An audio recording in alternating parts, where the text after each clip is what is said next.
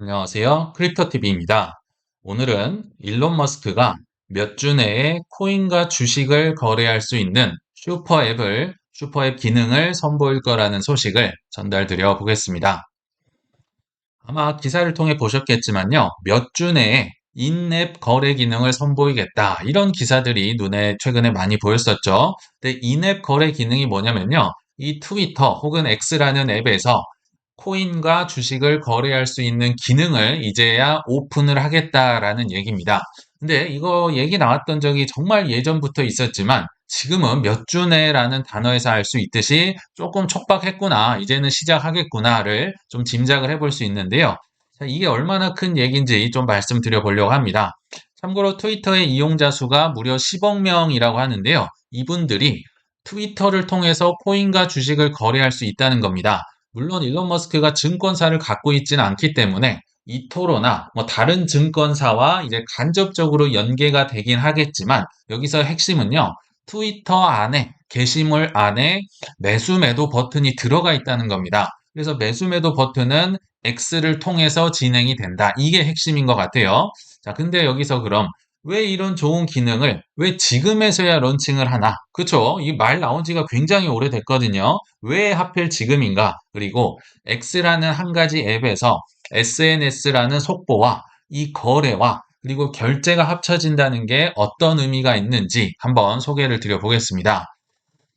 저는 트위터가 에브리띵 앱이 될 거라는 거를 22년 10월 달에 처음 얘기가 나왔다고 기억을 하고 있습니다. 왜냐하면 이때도 방송을 하고 있었거든요. 그래서 트위터 인수하는 거, 뭐 이 트위터의 프로필 사진을 파랑새로 고치는 것부터 계속 지켜봤었어요. 근데 지금까지 거의 3년이 넘는 시간이 지났는데 뭐 도지도 크게 오른 것 같지도 않고 뭐 이거 해봤자 별거 있겠어? 무슨 의미가 있어? 사실 이런 분들이 많은 것 같아요. 근데 지금은 글쎄요. 조금 중요한 시기인 것 같아서요. 제가 이거 정말 많이 다뤘지만 오늘 거는 좀 집중해서 들어주셨으면 좋겠습니다.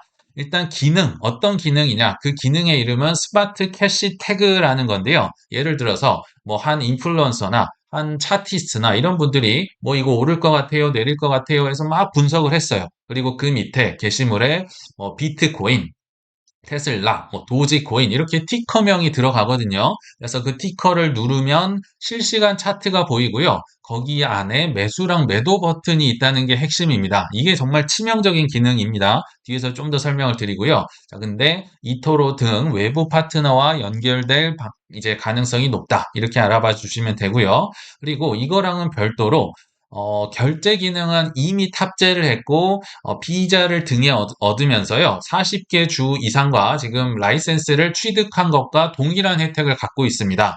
혼자서 하면 힘든데요. 비자가 라이센스를 다 갖고 있기 때문에 결제는 이미 뭐 끝났다고 보시면 됩니다.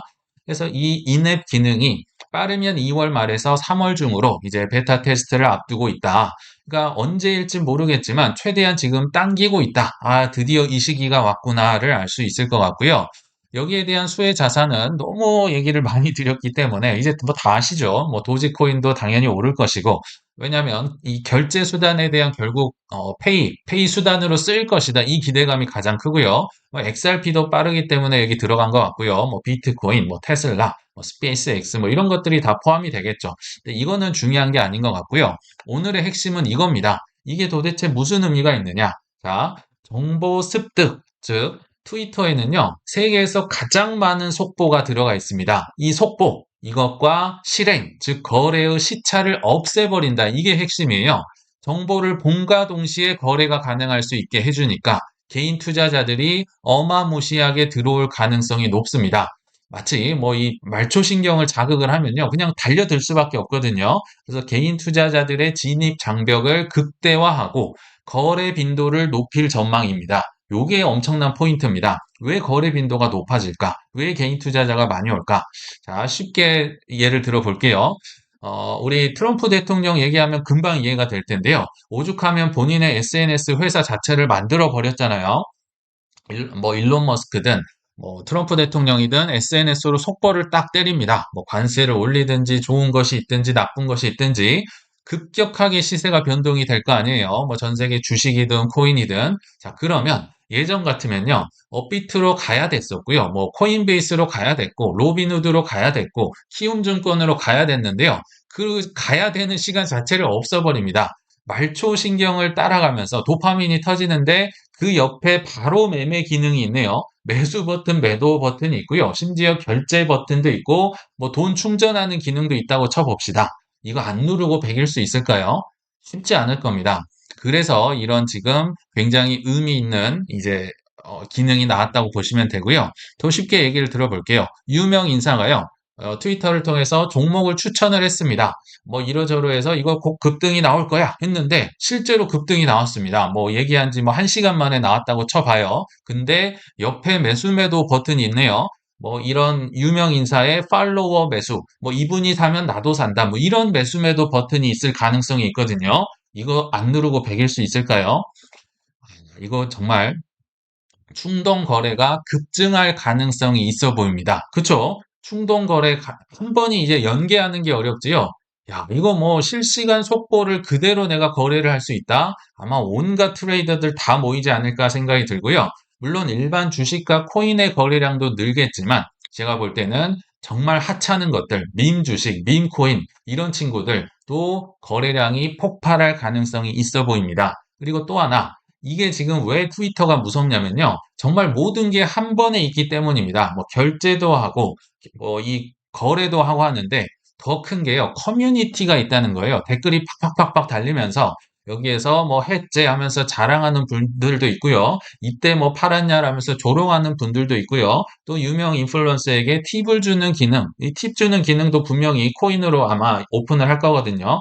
그러니까 이 커뮤니티까지 어울러지면서요. 이게 엄청난 이제 포모 현상, 뭐 떨어질 때도 마찬가지일 거예요. 이 거래량 자체가 엄청나게 올라올 텐데, 자, 이런 것들은요. 유동성이 올라야만 가능합니다. 유동성이 없고 막 떨어져 있고 다 떠났는데 지금 코인 시장 같이 보면 이거 아무리 좋은 기능이 나왔다고 해도 도파민이 없으니까 안 오겠죠. 자, 근데 그럼 왜 이런 행동을 했는지, 세계적인 천재가 이런 걸 했는지 행동을 보시면 알 수 있잖아요. 선포는 22년 10월 달에 했습니다. 정말 지긋지긋하죠. 근데 왜 지금에서야 런칭을 할까? 그의 행동을 한번 볼까요?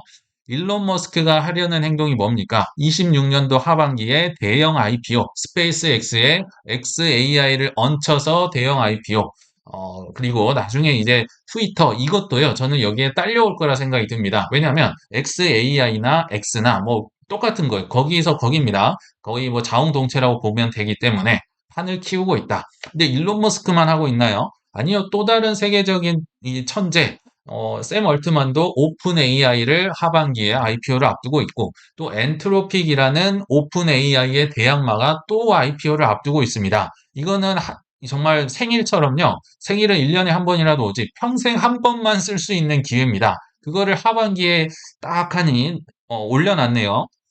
그리고 일론 머스크 입장에서는 중간 선거를 이기기 위해서 유세 활동, 그리고 지원금을 거의 백지수표를 내다시피 하면서 굉장히 띄울 예정입니다. 또 하나, 코인과 주식 결제 기능을 이제서야 오픈을 하고 있네요. 그러니까 세계에서 가장 똑똑하다는 일론 머스크나 뭐 샘 알트먼이나 이런 친구들을 보면, 행동을 보면 유동성의 상승이 있기 때문에 이런 기능들, 이런 IPO를 예상을 하고 준비하는 게 아닌가라고 저는 생각을 해보는 겁니다. 다른 사람들을 말만 하지만 이 사람들은 지금 행동으로 보여주고 있잖아요. 그러니까 만약 이 사람들이 틀릴 수도 있겠지만 일단 행동을 보면 맞아떨어지고 있는 것처럼 보이고요. 저는 이 사람이 성공을 할지 뭐 실패를 할지 모르겠지만 일단 과거에 성공했던 사람을 벤치마킹하고 있다라는 생각이 듭니다. 머스크가 뭘 보고 이런 준비를 하고 있을까? 과거의 성공 사례를 마지막으로 한번 짚어볼 텐데요. 과거에 정말 힘든 시기, 겨울이라고 표현을 했네요. 겨울 내내 준비를 하고 이를 악물다가 이 게임의 룰 자체를 바꿔야 대박이 터질 수 있잖아요. 나는 당신들이 하는 거 안 해. 나는 뭔가 바꿀 거야. 이래서 대박이 난 회사가요. 사실 로빈후드입니다. 로빈후드는 뭐 20년도, 21년도 돼서야 이제 많은 사람들, 특히 한국 사람들까지 게임스탑 사태로 알려졌는데요. 18년도, 19년도 그렇게 유명하지 않았습니다. 그러니까 준비기라고 이렇게 표현을 해봤는데요. 이때 로빈후드가요, 회심찬 일격을 준비했는데요. 이게 전무후무했습니다. 바로 무료 수수료 정책. 말도 안 되는 거잖아요. 이 수수료를 안 받는다? 말도 안 되는데 이거를 이때 당시에 준비를 했다는 게 여기서는 포인트입니다. 무료 주식 거래를 정착을 했는데 더 큰 재밌는 거는요. 18년도, 19년도 뭐 크립토는 말할 것도 없고요. 사실 주식도 그렇게 재미없었습니다. 18년도 별로 재미없었고요. 19년도도 막 단기 국채금리 발작을 하면서 좋지 않았던 거 기억나시죠? 그러니까 어마어마한 걸 준비를 했지만 너나 많이 사세요. 너가 가라 하와이 이런 시간이었다고 보시면 됩니다. 근데 이때 또 준비를 했던 게 무료 수수료에 옵션 거래 기능, 레버리지 기능도 탑재를 했고요. 모바일 UI를 단순화하면서 우리도 처음에 업비트 봤을 때 이게 굉장히 편했잖아요. 그러니까 젊은 세대들이 열광할 만한 기능들을 죄다 집어넣었어요. 심지어 뭐 소수점 거래까지도 이들이 만들었거든요. 근데 여기서 핵심은 무료 수수료. 따라올 테면 따라와봐. 나중에는 다 따라왔어요. 근데 따라갈 수가 없죠. 이게 말도 안 되는 거니까. 물론 오더북을 뭐 사고 팔고 하면서 이제 시타델이나 헤지펀드 주면서 이제 수익을 거두는 거긴 하지만 아무튼 이렇게 준비를 열심히 해놨지만 시장 반응은 컸다 안 컸다 전혀 미동도 없었고요. 아는 사람도 없었습니다. 근데 시간이 지나면서 아마 이들의 타이밍에는요, 20년도 초나 중반은 이 꼭지점 타이밍이 아니었을 가능성이 높습니다. 왜냐하면 뒤에서 말씀을 드릴게요. 폭발 전 단계, 준비하고 있는 단계인데요. 느닷없이 팬데믹이 터졌어요. 이거는 뭐 예상을 한다고 해서 되는 게 아니죠. 근데 팬데믹 이후에 개인 투자자들은 급증을 했는데 뭐 주식이나 코인이 많이 오르고 이러진 않았어요. 오히려 어마무시하게 떨어졌다가 또 이 V자 반등이 나오면서 그때 이제 투자자들이 들어오긴 했지만 막 상승이 많았던 시기는 아니거든요. 근데 이제 예상치 못한 상황이 터지니까 정부가 현금을 쏘기 시작합니다. 팬데믹이 벌어졌으니까 지원금을 이제 보내줘야겠죠. 그러니까 저는 지금 시기가 이때랑 참 비슷하다 생각이 듭니다. 물론 이때만큼 많은 현금을 지급하진 않겠지만 지금 중간 선거를 앞두고 있고 관세에 대한 정당성도 이제 보여줘야 되고 그러니까 아마 저는 조만간 이 미국에서도 현금을 많이 지급을 하지 않을까, 유동성을 올리지 않을까 생각이 들거든요. 근데 긴가민가한 단계입니다. 이때도 마찬가지였어요. 많은 사람들이 바이더 딥을 이때 확실하게 못했습니다. 두려워서. 왜냐하면 팬데믹이 무섭잖아요. 저는 지금도 비슷할 거라 생각이 드는데요. 아무튼 이때 개인 투자자들의 자금은 증가했지만 계좌 개설은 증가했지만 시장은 아직 본격 상승하기 전이다. 즉 전성기가 아니다. 그러니까 갖춰놓을 건 다 갖춰놨는데요. 오히려 팍 떨어졌다가 본전 정도 오는 이 시기였다고 보시면 되거든요. 저는 지금과 약간 비슷하다라는 생각이 듭니다. 그러다가 로빈후드가요. 드디어 기다리고 기다리던 21년도 폭등이 나옵니다. 그리고 IPO를 이때 런칭을 하면서 피날레를 장식을 합니다. 이때 이제 로빈후드가 대박이 났거든요.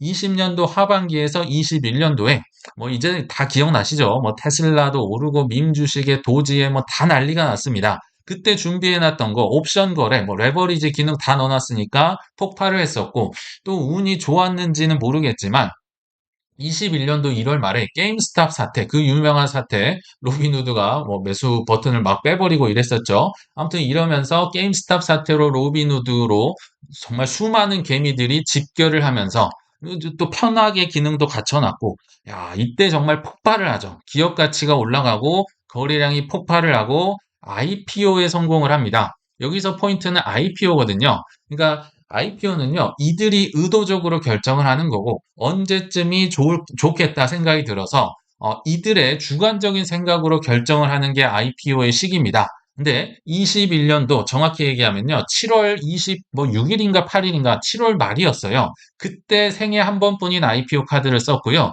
일론 머스크는 26년도 하반기에 그걸 쓰겠다라는 겁니다.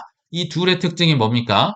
본인들이 생각할 때 터질 수 있는 이 시기를 놓고 계속 기다리고 준비하고 하다가 그 즈음, 정확하게는 이들도 못 맞춰요. 아무리 세계적인 천재도 꼭지점은 못 맞추지만 대략 이 시기 어느 즈음에 있겠다라는 생각으로 IPO라는 카드를 이때 썼다. 그래서 이 시기를 저는 준비됐다, 기대하고 있다라고 보이거든요. 한번 요약을 해보고 좀 이 대비를 해보면요. 로빈후드는 18년에서 19년 험난한 준비 시기를 겪었습니다. 이게 일론 머스크 입장에서 23년, 24년이었을 가능성이 있어요. 왜냐하면 트위터를 인수한 게 22년 10월이라고 하지만 기본적인 이제 준비 과정은 23, 24였을 가능성이 있거든요. 근데 로빈후드는 아까 보셨지만 20년도 초중반에 긴가민가한 단계를 거쳤어. 뭐 오리온 팬데믹이 생기고 뭐 힘든 시기를 했지만 뭐 그때 당시도 긴가민가 했을 거예요. 왜냐하면 뭐 집 밖에를 못 나가는데 이거 겪어보지도 않은 이 팬데믹을 어떻게 해야 될지 모르니까 그거 돈 뿌려도 안 돼. 마치 지금 상황과 비슷하지 않나요? 왜냐하면 지금도 뭐 관세 전쟁에 뭐 유동성이 터지고 뭐 코인은 나만 안 가고 있고 이거 해봤자 안 될 거야. 이런 상황과 저는 정말 비슷하다. 그렇지만 아직 돈은 뿌리지 않은 상황이죠. 그래서 26년도 1분기에서 정말 뒤로 가면 한 2분기 정도까지 긴가민가 이게 조금 올라가도 뭐 본전까지는 택도 없는 것 같고 근데 이런 상황이 아닐까 생각이 들거든요. 로빈후드가 보여줬습니다. 결국 21년도 7월 말이라는 IPO 시기를 설정을 하고 그때까지 준비를 하면서 기다렸더니 이건 정말 폭발을 의도적으로 예상한 시기라고 할 수 있잖아요. IPO는 누가 시켜서 하는 게 아니라 본인들이 결정을 하는 거니까요. 이때를 예상을 했다면, 21년도 7월 말을 예상을 했다면, 뭐, 일론 머스크든, 샘 알트먼이든, 뭐, 엔트로픽이든, 많은 기업들은, 중간 선거 약간 전이 좋겠다. 저는 3분기쯤이 아닐까 생각이 들거든요.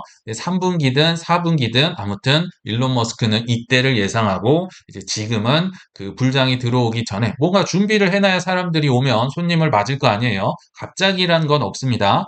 그래서 이게 이제 로빈후드를 통해서 일론 머스크도 이런 생각을 갖고 있구나. 제가 추정을 한번 해봤다는 겁니다. 근데 지금은 긴가민가 상태라고 했었죠. 웃기는 소리 하지 마라. 그리고 만약 그렇다고 해도 하락장 그냥 피했다가 결과론적인 얘기긴 하지만요. 하락장 피했다가 뭐 RSI 뭐 골든 크로스 나오고 이거 뭐 뚫고 올라가면 상승 초반에 사면 되잖아. 이 얘기가 지금까지도 아마 지배적 있지 않을까. 지금은 재밌는 데 가서 뭐 신나게 춤추고 있다가 이제 위에서 익절을 하고 이 저점 잡아가지고 하면 되잖아. 그럴 수 있을까요? 오늘의 결론인데요. 제가 한 얘기는 아니지만 너무 와닿는 것 같아서 가져와 봤습니다. 기다림은요, 낭비가 아닙니다. 준비된 사람, 믿음이 있는 사람한테는요, 이 기다림이 낭비가 아니다. 오히려요, 저 기다림의 시기가 없다면 저는 그냥 다 잃는다. 100%라고 하고 싶습니다. 이 기다림의 시기가 없는 수익은요, 그냥 눈 녹듯이 솜사탕처럼 저는 사라질 거란 생각이 듭니다. 이거를 좀 소개를 해드리려고 하는데요. 하이먼 민스키 모델은 뭐 다 알고 계시니까 이거는 설명드리지 않을 것 같고요. 지금도 많은 사람들 이런 얘기를 하고 있을 것 같아요. 너무 이게 떨어지고 힘들고 참 짜증이 나고 또 다른 데는 올라가고 나만 떨어지고 하니까 뭐야, 이 다른 데서 놀다가 이때 들어오면 되잖아. 이때 들어가면 되지. 급등하기 직전에 요때 오라고 요때. 이 골든 크로스 나오고 이런 얘기 하잖아요. 근데요, 이들의 98%가 언제 들어오냐면요. 실제로는 거의 제가 빨갛게 막 이렇게 표시를 해놨죠. 저때 진입할 가능성이 매우 매우 매우 매우 높습니다. 왜냐하면 보여주면 믿을게. 확실해야면 그때 들어가면 되잖아요. 근데 확실할 때 들어오기 때문에 꼭지점까지는 아니지만 이 근처에 들어올 가능성이 높아요. 왜냐하면 누가 보더라도 확실하거든요. 근데 가격은 많이 올라 있는 상황. 그러면 기다림의 시기는 언제냐면요. 저는 지금 이제 거의 끝자락까지 와 있다 생각이 드는데요. 진짜 수익이 나오는 찐 수익은요. 이 시간을 반드시 꼭입니다. 필수 100%입니다. 이 시기를 거쳐야만 하고요. 이 시기에 파산이 될 수도 있습니다. 뭐 코스톨란이든 누구든 2번 이상 파산을 한다고 하잖아요. 다 이 시기거든요. 이 시기를 파산을 하든 뭐 매수를 하든 버텨내든지 뭐라 그러죠? 버텨내셔야 됩니다. 이 시기를 안 거치면요. 최소 2번, 3번 안 거치면 절대로 돈을 벌 수 없다. 근데 사람들은 이때 뭐라고 하냐면요. 기회비용 아깝다. 니나 많이 살아, 그 좋은 거. 너 뭐 하고 있냐, 바보처럼. 이 얘기를 하거든요. 이 길고 힘든 시간이 없으면요. 절대로 저는 돈을 벌 수 없다. 왜냐면 이 구간 외에 샀던 수익들은요. 예를 들어서 오를 때 사서 더 오를 때 판다. 그럴 수 있어요. 근데 이게요. 결국은 정말 솜사탕 녹듯이 사라집니다. 저는 98%라고 쓰고 싶질 않았어요. 이건 100%라고 생각을 합니다. 왜냐면요. 고통 없이 받은 돈이기 때문에 그렇습니다. 50대 이상, 60대 이상 분들이 이게 무슨 얘기인지 잘 아시죠? 고통 없이 번 돈은요, 그냥 순식간에 눈 녹듯이 사라져요. 그거 번다고 해서 좋아하실 필요도 없고요. 부러워할 필요도 더더욱 없습니다. 많이 이 게임을 해보신 분들은 그게 얼마나 부질없는 수익인지를 아실 수 있을 것 같아요. 그래서 오늘 결론을 맺어보면요. 저 기다림의 시기를 혹독하게 거친 사람만이 쌀 때 힘들게 어렵게 버티면서 사는 법을 배울 수 있을 것 같고요. 나중에 오를 때도 오겠죠. 그때는요. 꽤나 비싸질 때까지도 오래오래 또 버틸 수 있는 법도 저 시기에 저는 배울 수 있다고 생각을 합니다. 그래서 이 바보같이 보이는 이 기다림의 시기를 지혜롭게 우리 구독자님들 잘 보내시길 바라면서 이만 마치겠습니다. 시청 감사합니다.